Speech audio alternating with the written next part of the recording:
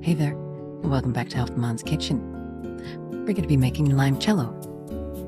So, a long time ago, I showed you how to make limoncello, a really tasty lemon liqueur. This should be its punk rock cousin made with limes. So making this is pretty simple.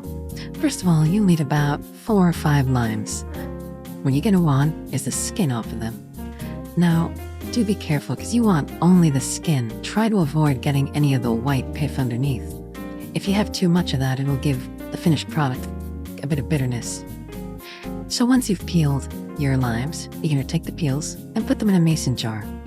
Then you're going to add 440 milliliters of some neutral grain spirit. You want something that's 190 proof. So Everclear would be best here. Anything 190 proof really. If you don't have that, you can use regular vodka.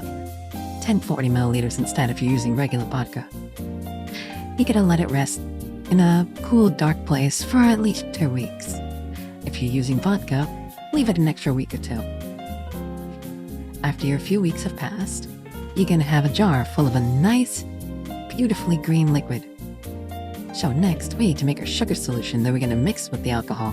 First, you can add about 200 grams of sugar. Next, you can add, if you're using your pure green alcohol, you can add 840 milliliters of water. If you use regular vodka, you can add around 190 milliliters. Either way, set it on medium and make sure all the sugar is fully dissolved into the water. This should be pretty quick. Once it starts simmering, it should be fully dissolved. So next, this is pretty important. We're going to add 1/8 of a teaspoon of cream of tartar.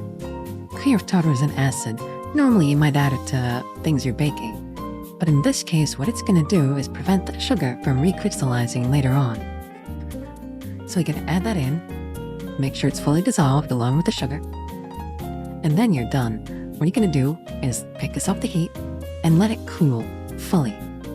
So once your sugar syrup has fully cooled, you can take your lime infusion and strain it into the pot. Mix it up. It's going to turn cloudy. That's fine. And then bottle it. I'd recommend putting it in the fridge. You want this nice and chilled.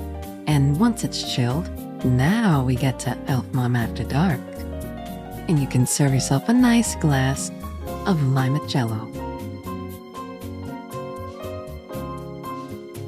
It's so easy to make and so tasty. Give it a shot. In any case, that's all for now.